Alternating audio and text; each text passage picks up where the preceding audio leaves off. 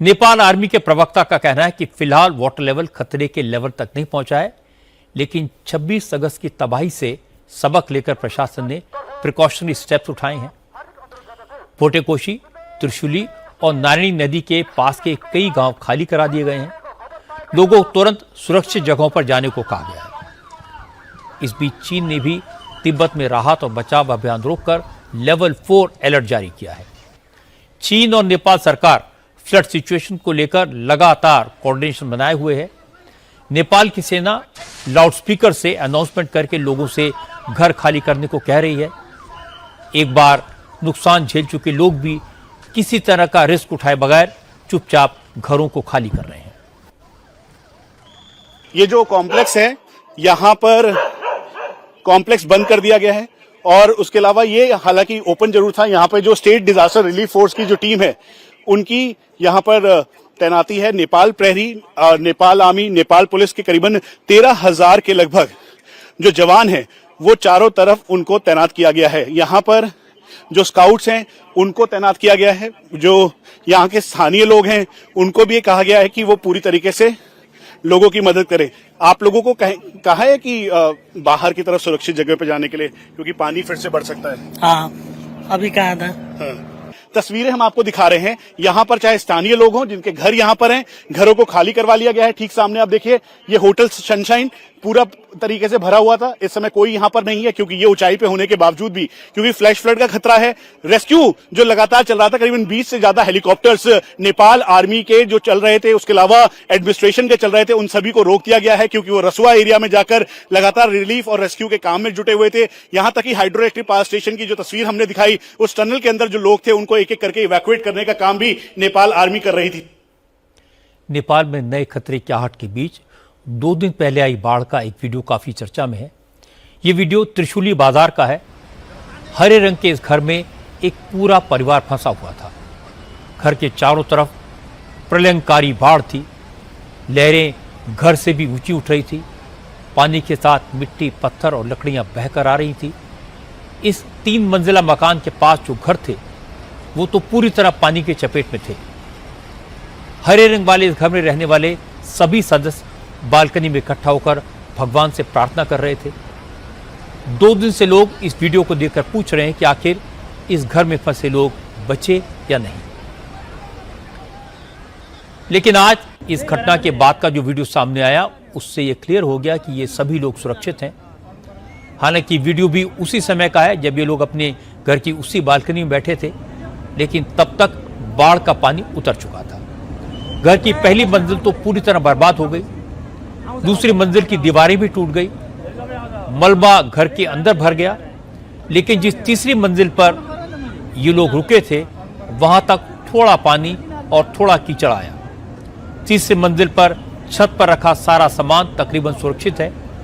छत पर रखी पानी की टंकी और वहां लगे सोलर हीटर को भी कोई नुकसान नहीं पहुंचा। इस घर में रहने वालों की किस्मत अच्छी थी कि बच गए, लेकिन सब इतने खुशकिस्मत नहीं थे।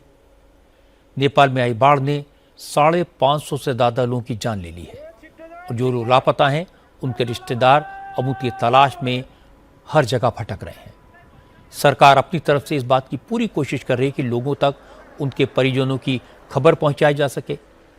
इसके लिए जगह जगह उन लोगों की लिस्ट लगाई गई है जिनसे सेना या पुलिस का कांटेक्ट हो चुका है। लेकिन मिसिंग लोगों के बारे में 3 दिन बीतने के बाद भी कोई ठोस जानकारी नहीं मिल पाई।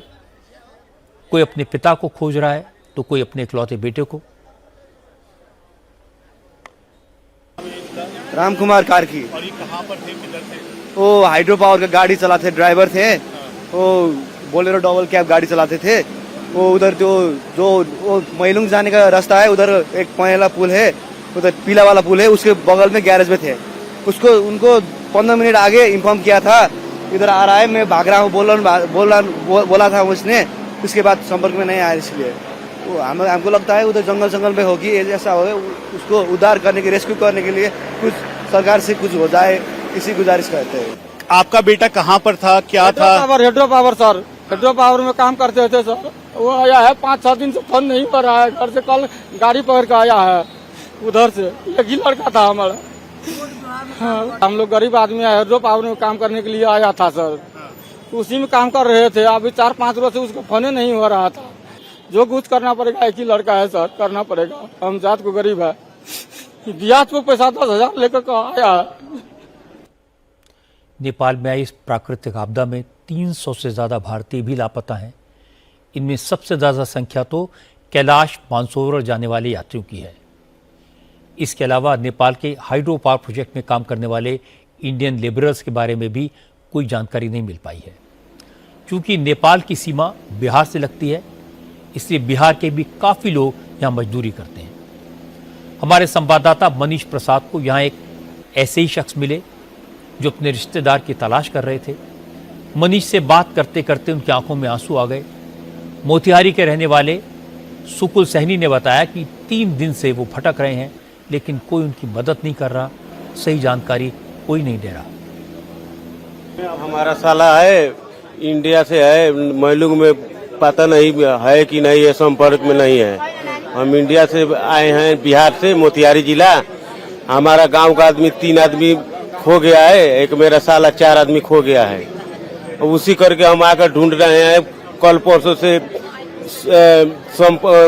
चौकी में नाम दर्ता कराए हैं, सुनवाई अभी तक नहीं हुआ है। अपील करना चाहेंगे आप? हाँ, नेपाल को सरकार से हम यही आग्रह करते हैं कि आनंद सहनी मेरा जेठ साला है, वो खो गया है, उसको खोज कर हमको ढूंढ कर ले आते। यही फोटो है, यही है मेरा साला। देखिए मेरा साला का कौन परिवार में तो इधर तो कोई नहीं है। हम काम करने वाले हैं, मजदूरी करने वाले, मजदूरी करने आए थे। ऐसे कितने सारे लोग हैं जिनका दर्द समझना भी मुश्किल है, लेकिन प्रशासन की भी अपनी अपनी मजबूरी है। तबाही इतने बड़े पैमाने पर हुई है कि रिलीफ एंड रेस्क्यू ऑपरेशन में काफ़ी वक्त लग सकता है। पहाड़ी इलाकों में वैसे भी रात अभियान चलाना मुश्किल होता है, और ये इलाका कितना दुर्गम है और नुकसान कितना ज़्यादा हुआ है, ये मैं आपको कुछ तस्वीरों के जरिए दिखाना चाहता हूँ। ये त्रिशूली नदी और त्रिशूली बाजार की तस्वीर है। बाढ़ से पहले और बाढ़ के बाद की तस्वीर को कंपेयर करेंगे तो तबाही का अंदाज़ा साफ लगाया जा सकेगा। पहली फोटो में त्रिशूली नदी एक पतली लकीर की तरह दिखाई दे रही है। नदी की दाईं तरफ आपको त्रिशूली मार्केट दिख रहा होगा। अब दूसरी तस्वीर को देखिए, पूरा मार्केट साफ हो गया, दुकानें, घर, सब कुछ छूट गया। एक तरफ त्रिशूली नदी एक पतली लकीर की तरह दिख रही है और दूसरी तरफ घाटी में मलबा ही मलबा दिख रहा है। पूरा इलाका किस कदर चौड़ा हो गया है। अब दूसरी तस्वीर देखिए, इसी नदी के किनारे सरकारी ऑफिस बने हैं, रिजॉर्ट है, बिल्डिंग है, पुल भी बना हुआ है। लेकिन जब फ्लैश फ्लड के साथ लाखों टन मलबा भयंकर रफ्तार से नीचे आया तो न सरकारी ऑफिस बचे न पुल। कुछ ही सेकंड्स में सब कुछ सपाट मैदान में बदल गया। हर तस्वीर की यही कहानी है। पहाड़ी इलाकों में आमतौर पर रिहाइश नदी के दोनों तरफ ही होती है, क्योंकि नदी के किनारे का इलाका थोड़ा समतल होता है। ऐसा ही नेपाल के रसुआ जिले में भी था। लेकिन त्रिशूली और फोटेकोशी नदी के किनारे रहने वाले लोग 26 अगस्त को कभी नहीं भूल पाएंगे। सारी सैटेलाइट इमेज बता रही हैं कि उस दिन चीन में ग्लेशियर टूटने से जो फ्लैश फ्लड आया, उसने यहां रहने वालों को ऐसा जख्म दिया जिसे कभी भरा नहीं जा सकेगा। नेपाल में बाढ़ से सबसे ज्यादा नुकसान त्रिशूली में ही हुआ है। मरने वालों का आंकड़ा यहां ही सबसे ज्यादा है। इसीलिए सरकार ने सेना को त्रिशूली में रिलीफ एंड रेस्क्यू ऑपरेशन पर फोकस करने के लिए कहा है। आर्मी ने यहां अपना बड़ा बेस सेंटर स्थापित किया है। लोगों को रेस्क्यू करके इसी बेस सेंटर में लाया जा रहा है। उनके खाने पीने का इंतजाम किया जा रहा है। लोग भी बड़ी संख्या में यहां आ रहे हैं, जिससे उन्हें अपने लापता परिजन के बारे में पता चल सके। त्रिशूली के आर्मी बेस पर हैं और यहां से लगातार रेस्क्यू किया जा रहा है। जो बहुत तोशी एरिया, फिर त्रिशूली एरिया, नारायणी एरिया, उसके अलावा 11 इफेक्टेड रीजन्स हैं, वहां पर से लगातार लोगों को इवैक्यूएट करवाकर यहां पर लाया जा रहा है। एक तरफ करीबन 20 के लगभग जो हेलीकॉप्टर्स हैं वो लगातार रेस्क्यू मिशन में लगे हुए हैं, लेकिन अगले 72 घंटे इस समय जो नेपाल के लिए बहुत ही ज्यादा इंपॉर्टेंट है। उसकी वजह है जो गेरोंग यानी तिब्बत का जो गेरोंग है वहां पर एक बार फिर से ग्लेशियर का फॉर्म होना, और अगर ये आउटबर्स्ट इसका होता है तो इसका असर दिखाई देगा। तो इसीलिए ये जो बाहर आप लोग देख रहे हैं, दरअसल ये वो लोग हैं जो अपनों के का वेट कर रहे हैं। वहां पे एक मिसिंग सेंटर तैयार किया गया है, उस मिसिंग सेंटर में एक एक डिटेल और जानकारी उनकी नोट की जा रही है, और नोट करने के साथ साथ उनको बताया जा रहा है कि कब तक वो आएंगे, क्या कनेक्टिविटी है या नहीं, मुलाकात उनकी परिवार के लोगों से हो पाएगी या सिचुएशन किस तरीके की है। वहीं दूसरी तरफ ये वो लोग हैं जो कि त्रिशूली इलाके के हैं। त्रिशूली का जो एरिया है, इसी एरिया से इनको लेकर आया गया है, और लेकर आ जाने के बाद यहां पर अब सुरक्षित ठिकानों तक इनको पहुंचाया जाएगा। तो लगातार यहां पे जो करीबन 13,000 की संख्या में नेपाली आर्मी जो है और आर्म फोर्सेस नेपाल के, वो सभी एक यहां पे लोगों को सुरक्षित जगहों तक ले जाने के लिए यहां पर इंतजार कर रहे हैं।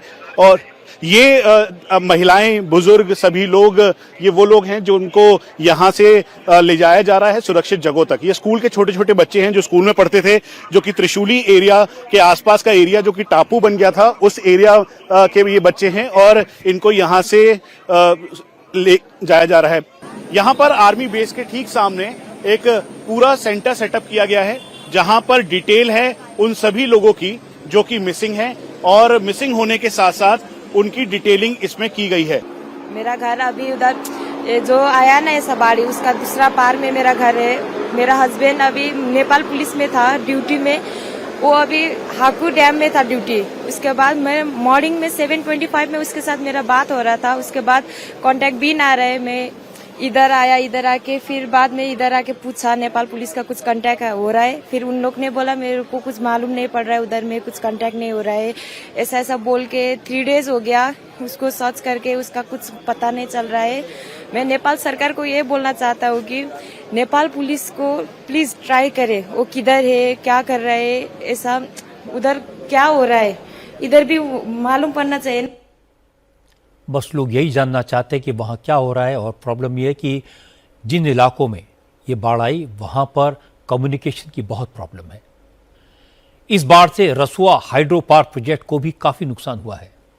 111 मेगावाट के इस पावर प्रोजेक्ट में काम करने वाले 70 से ज़्यादा लोग लापता हैं, और जैसे जैसे वक्त बीत रहा है उनके बचने की उम्मीद कम होती जा रही है। बाढ़ के साथ आए मलबे की वजह से इस पावर प्रोजेक्ट के पास बनी टनल में भी कुछ मजदूर फंस गए थे। मलबे की वजह से सुरंग का मुहाना बंद हो गया था। बाद में रेस्क्यू ऑपरेशन के दौरान टनल के गेट से मलबा हटाकर इन मजदूरों को बाहर निकाला गया। इनके अलावा भी कई ऐसे लोग हैं जिन्होंने मौत को उस दिन बहुत करीब से देखा, वो तो बच गए, लेकिन उनके कई जानने वाले अभी भी लापता हैं। हम लोग को 15 मिनट पहले हम लोग का जो आर्मी आया था, पुलिस आया था, वो लोग बताया था यहाँ से निकलो, उधर से बाढ़ आ रहा बोला। उसी टाइम में हम लोग 15 मिनट के लिए अपना कुछ सामान निकाल सकता है बोल के हम लोग गया। निकालने के लिए मेरा बीवी और मेरा भाभी ऊपर गया, उस पे रूम पे गया, कुछ मिलेगा बोल के। बाद में बोला छोड़ो, अपना जान बचाने के लिए ये कुछ सब कुछ छोड़ो, अपना जान बचा सकता था हम लोग, फिर बाद में कुछ कर सकता बोल के मैं निकल गया। उसी टाइम मेरा बीवी को थोड़ा पानी से लेके गया नीचे, फिर मैं पौड़ करके मैं स्विमिंग करके मैं निकाला। और उसके बाद एक मुसलमान भाई था, उसका बच्चा भी लेके गया था, फिर उसको भी मैं निकाला। बाद में ऐसा भयावह मैं दुनिया में अभी तक नहीं देखा। इतना कैसे हम लोग बच गए हमको मालूम नहीं है। 50 बच्चे हैं जो तिरछुली बाजार स्थित एक मदरसा है, उसी मदरसा में पढ़ाई कर रहे थे। मदरसा और स्कूल दोनों में एक बैग बाहर आने के कारण से जो है मदरसा और स्कूल दोनों दह गया। उसके बाद में बच्चा ये अल्पत्रा में है। हमारे बच्चे इधर ही 4 हमारे बेटा है वहाँ पे खुद फंसे हुए हैं, और उसी के लिए उधार के लिए कल से इधर ही हम लोग इंतजार कर रहे हैं। यहाँ पे लिखा है, फिर एसपी के पास में भी गए, वहाँ वार्ड अध्यक्ष से भी बात किए। फिर उसके बाद में कल से आज लग रहा है, उम्मीद है कि आज उधार हो जाएगा करके, यही उम्मीद हमारा है। कैसी स्थिति है चारों तरफ की? हालत सभी पूरा जो वहाँ पे जो स्कूल थे, मदरसे थे, सभी जो है पूरा ध्वस्त हो चुका है। पूरा यानी कि पूरा नदी का पूरा हवाला हो गया, उसमें समझिए ना पूरा ध्वस्त ही हो गया, खत्म हो गया। बाढ़ से हुए भारी नुकसान के बीच नेपाल सरकार ने एक चौंकाने वाला फैसला लिया। नेपाल ने विदेशी मदद लेने से इनकार कर दिया है। बालन शाह सरकार ने कहा कि उसकी सुरक्षा agency relief and rescue operation चलाने में सक्षम है। आपदा में लापता हुए सैकड़ों विदेशी नागरिकों के बारे में जानकारी के लिए उसने एक सेंट्रल कंट्रोल रूम बनाया है। जिसे भी इंफॉर्मेशन चाहिए वो इस कंट्रोल रूम से कांटेक्ट कर सकता है। नेपाल सरकार के मुताबिक विदेशी मदद न लेने का फैसला 2015 में आए भूकंप से मिले सबक के बाद लिया गया। 2015 में नेपाल में विनाशकारी भूकंप आया था, जब कई देशों ने रिलीफ एंड रेस्क्यू ऑपरेशन के लिए अपनी टीमें नेपाल भेजी, लेकिन उनके बीच कोऑर्डिनेशन नहीं बन पाया। सरकार का कहना है कि लोकल और विदेशी राहत टीमों के बीच इस काम के लिए रेस होती है, जबकि आपदा के समय एयरपोर्ट, रोड और कम्युनिकेशन नेटवर्क पहले से ही दबाव में होते हैं। इसी से सबक लेते हुए नेपाल ने इस बार विदेशी मदद न लेने का फैसला किया है। हालांकि नेपाल सरकार के इस फैसले से पहले ही भारत करीब 50 टन राहत सामग्री भेज चुका है। भारत की कोशिश है कि जल्द से जल्द अपने लापता नागरिकों की तलाश कर सके। 300 भारतीय अभी भी लापता बताए गए हैं। सरकार लगातार नेपाल के कांटेक्ट में है। आज फॉरेन मिनिस्टर एस जयशंकर ने दिल्ली एयरपोर्ट पर कैलाश मानसरोवर यात्रा से लौटे भारतीयों से मुलाकात की। जयशंकर ने कहा कि काठमांडू स्थित भारतीय दूतावास के लोग लगातार प्रभावित इलाकों में फंसे भारतीयों को ढूंढने की कोशिश में लगे हैं। We are still very much focused on contacting all the Indians who are dead. We believe little more than 300, exact number keeps going up and down. About 315 Indians are still not been contacted.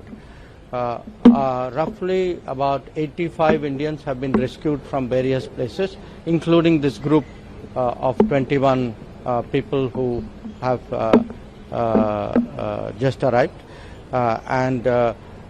They told me about exactly what happened to them, how the floods came, and they were very thankful, particularly to the Nepal army, which made this great effort to get them out of that very difficult place where they were. Right now our effort is on supporting Nepal in the relief, in the rescue of people.